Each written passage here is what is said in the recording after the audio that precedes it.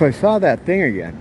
I was watching a review, one of those 6-hour Mahler reviews for Doctor Strange. That guy, his reviews are way more entertaining than movies. I haven't even seen that movie. I didn't care. I like Doctor Strange. He's a cool character. In fact, I was one of the only weird kids that would buy his comic in the 80s.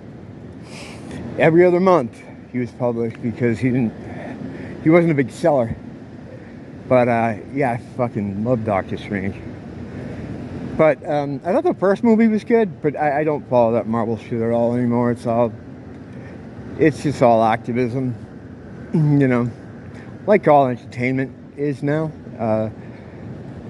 They poisoned the bread and circus, which I think is a bad idea because it was meant to distract people. So the people that are farmers wouldn't be murdered by the people. But now that they're getting rid of everything, it's a dangerous tightrope to walk, I think. But whatever. Hey. So in this review, he kept showing clips from the movie, and that guy, that body with the energy coming out of it, being sucked out of it, is all over the place. In fact, that's exactly what was going on. A character was having the life force sucked out of it because she had some kind of power. It's fucking retarded, whatever. But the point is, it was all throughout that film. Now, could this be a case of, oh, you're just looking for it subconsciously, so you see? Yeah, well, yeah, sure. But the fact remains, it's fucking still there. That's the thing. That's the exact thing. And I think I touched on it a little bit when I first started talking about this whole thing with that guy. That, from what I've come to understand, the larger part of you, you being the electromagnetic energy that's inside the body that helps it function by sending electrical impulses to nerve endings in other areas of the body to tell it feels things or does things, or, you know, the limbic system is involved as well. The most concentrated part, from what I understand, is in the gut area. And gut intelligence is way smarter than brain intelligence, because your brain will fuck you around.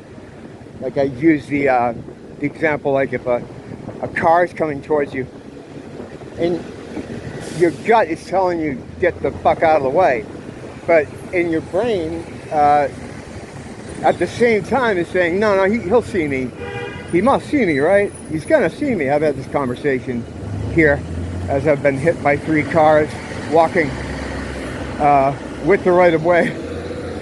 But yeah, this place is just funny. But yeah, so that's where it's supposedly the larger part, or where you are resting, where you rest inside the body, is supposedly there.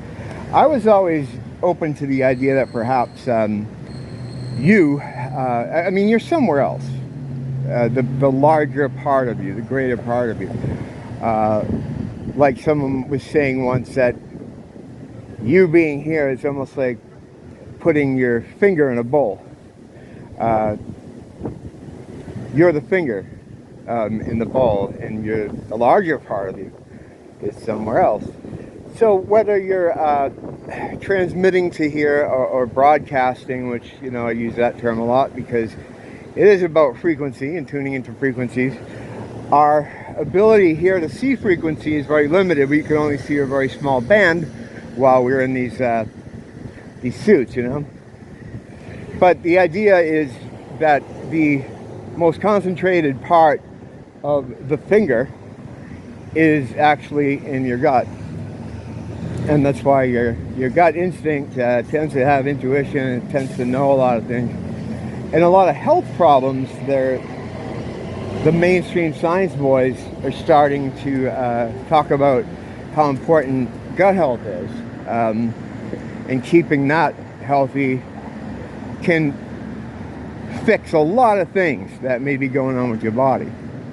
And this is just something that mainstream science is talking about now. I mean, of course, the farmers probably understood all this shit a long time ago, as you know, as they do most things.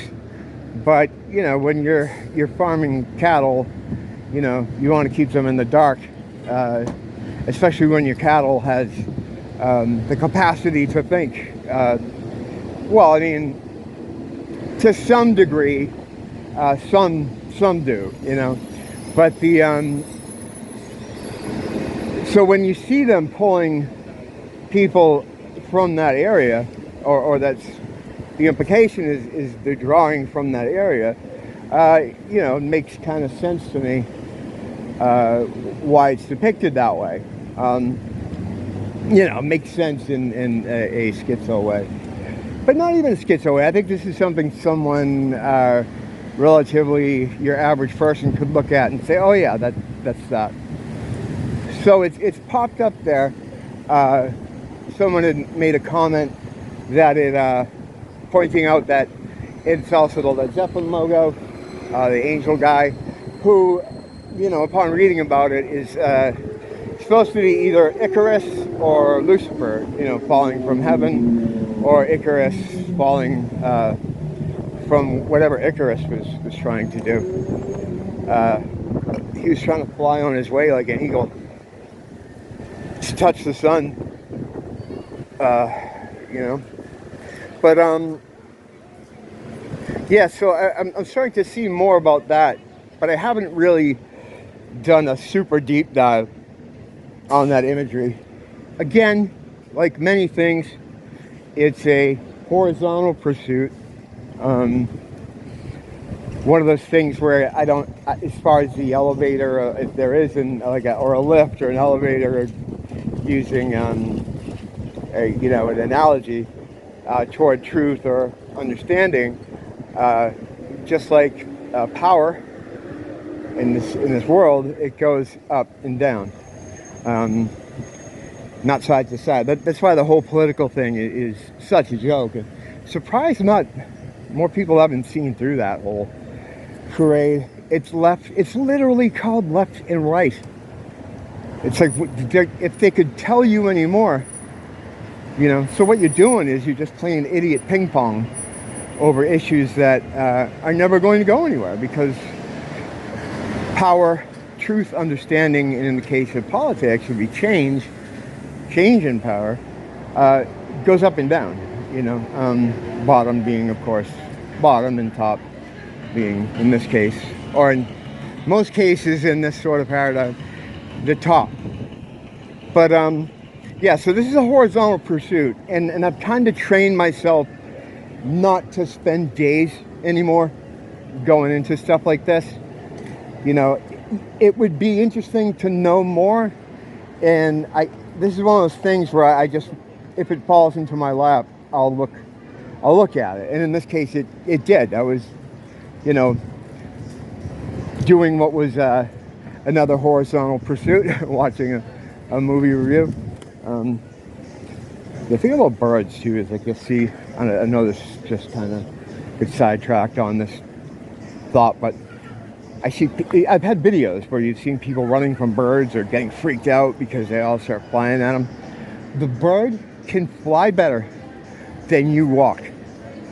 So I trust them to be able to maneuver around me, even in big groups, even at high speeds. If there's a lot of them, like a whole group of them coming, I usually stand still. The worst thing you could do is like what most people do: run, throw their arms up, yell, dodge. It's like, you know, and most of the time, almost all the time, they'll still get around you. They still won't hit you. They'll still be able to avoid you, because they're much better at flying than we are at walking, by a lot, because that's all they do, you know. We don't even walk a lot of sitting, you know. But anyway, yeah, that thing's popped up, and I said I'd mention it if I noticed any more significant additional run-ins with that imagery. But it must mean something. And can you see me here? Hello. Look at my bag. This place is going to be a Target. And man, is that going to be good times. Fucking love Target. Oh my God. This is what this neighborhood needed. With a Target. Because no one goes in this place right here. And I'll explain to you a little bit how retail works here. What is this? Was it Saks Fifth Avenue? I think that's what it was. It's gone now. But it's like 3 floors of completely empty building all the time. These corporate places, like these larger corporations and companies that have stores here, they don't have to make money. It's basically what they do here is it's a commercial for them. It's to say they're here. You know, oh, we got a store on Kalakaua Avenue. You know, because it's sort of a cool place to be. This is Kalakaua over here is like the Rodeo Drive, or to a lesser extent a Newberry Street or something, where it's like a known shopping kind of area. And whether they write it off or whatever they do, they don't have to make money. They're just here to be here. And that's why it sucks for local businesses and smaller companies, because they have to make money. These other larger places don't have to make money. They're here. I mean, that building we were just at, that was going to be a Target, that's Saks Fifth Avenue. It's 3 humongous floors with escalators, and that place was empty all the time. Empty, just empty. Now, how much do you think it is to maintain that? Never mind rent and everything else. With the knowledge that they do not have to make money here, you'll understand why things are the way they are with some of these larger places. And they'll buy out some of the smaller, and we've seen it. I mean, it used to be way more local businesses here. And then the Cobb thing, that was just like as far as business goes, that was just a wealth transfer, because the bigger places, the bigger corporations could afford to keep their spot, pay their rent, and just be closed indefinitely. And then once it was over, they just turn on the lights again. Whereas a smaller business or a family-owned business locally, they couldn't do that. They didn't have the large cash reserves. You know, they needed to make money. And so when you don't have to make money. No, it's nothing. I thought there was some kind of incident here. Yeah. Well, this one was all over the place. I started out talking about the gut extraction. The gut extraction.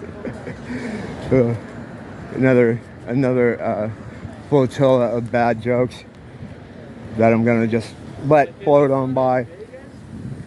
Don't blame the teacher, blame the school.